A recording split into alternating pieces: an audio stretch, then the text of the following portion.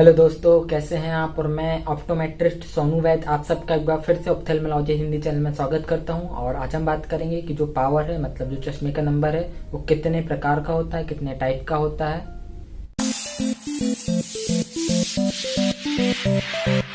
तो चलिए शुरू करते हैं कि जो चश्मे का नंबर है, जो पावर है, वो कितने टाइप का होता है। तो सबसे पहले हम बेसिक से शुरुआत करते हैं कि जैसे जो चश्मे का नंबर होता है वो दो टाइप के होते हैं, एक तो सिंगल विजन और दूसरा बायफोकल। और जो सिंगल विजन है उसमें या तो दूर की नजर का पावर होता है या फिर नियर के विजन का, मतलब पास की नजर का पावर होता है।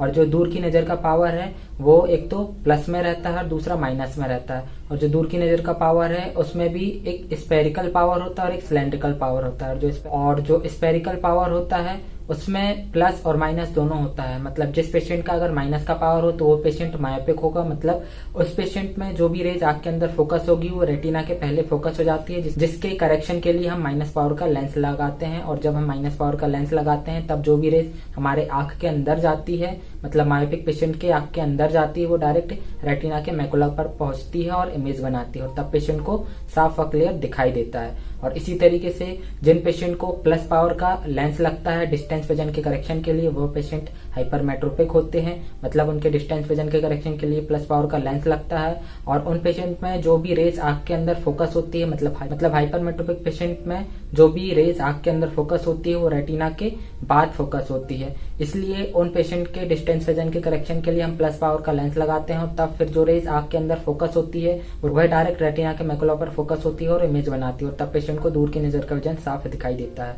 और इसी तरीके से जो पेशेंट की आंख है उसमें जो आपको ब्लैक वाला पार्ट दिख रहा है, इसको कॉर्निया कहते हैं। और जब इसका कर्वेचर, मतलब जब इसका जो शेप है वो चेंज हो जाए या एबनॉर्मल हो जाए, तब इस कंडीशन को एस्टिग्मेटिज्म कहते हैं। और इसके करेक्शन के लिए सिलेंड्रिकल पावर लगता है, मतलब डिस्टेंस विजन के करेक्शन हम सिलेंड्रिकल पावर के लेंस से भी करते हैं। और इसमें एरर कैसे आता है, तो इसमें एरर इस कारण आता है कि जो हमारी कॉर्निया है, जो ब्लैक वाला पार्ट आपको दिख रहा है, इसका जो कर्वेचर है, इसका जो शेप है वो एबनॉर्मल हो जाता है, मतलब इसका जो कर्वेचर है चेंज हो जाता है, जिसके कारण से पेशेंट का जो डिस्टेंस विजन है वो धुंधला हो जाता है या ब्लड दिखाई देता है, मतलब कलरफुल या रंग बिरंगा दिखाई देता है। तो इसके करेक्शन के लिए हम सिलेंड्रिकल पावर का लेंस लगाते हैं व डिस्टेंस विजन का करेक्शन करते हैं।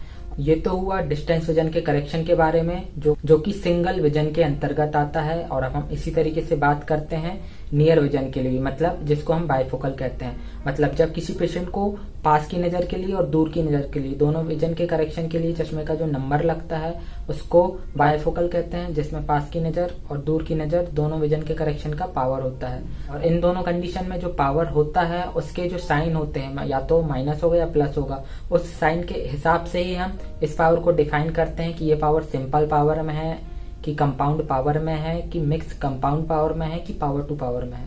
तो मतलब कि जो पावर है, जो स्पेरिकल या सिलेंड्रिकल पावर है, या फिर जो डिस्टेंस विजन का या फिर जो नियर विजन का पावर है, या उसको देखकर ही हम जज कर पाएंगे कि ये जो पावर है वो कौन सा पावर है। तो वो पावर किस टाइप से होते हैं वो आगे हम आपको एग्जाम्पल के रूप में दिखाएंगे कि किस तरीके से जो पावर लिखा रहता है, तो हम समझ सकते हैं कि ये कौन सा पावर है।